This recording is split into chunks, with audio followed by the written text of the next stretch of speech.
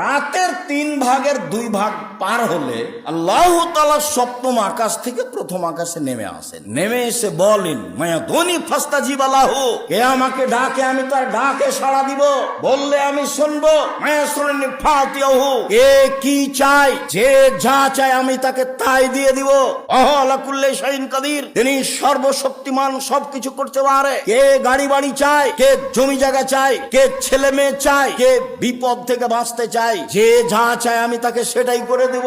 মায়াস্তাগফিরনি ফাগফির লাহু, কে আমার কাছে ক্ষমা ভিক্ষা চাই আমি তাকে ক্ষমা করে দিব।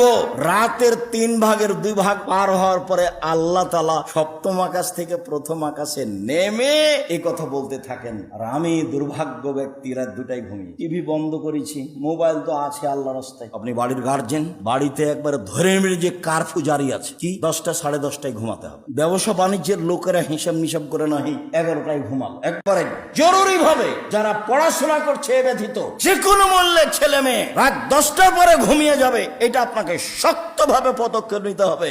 একরাহুল কালামা বাদালে শাহে, এশার সালাতের পরে আল্লাহর নবী কথা বলা ঘৃণা করতেন। একরাহুল নাওমা কাবলার এশায়, এশার সালাতের পূর্বে আল্লাহ রাসূল ঘুমিয়ে যাওয়া ঘৃণা করতেন। এশার সালাতের পূর্বে ঘুমিয়ে যাওয়া ঘৃণা করতেন, এশার সালাতের পরে কথা বলা ঘৃণা করতেন। বুখারী।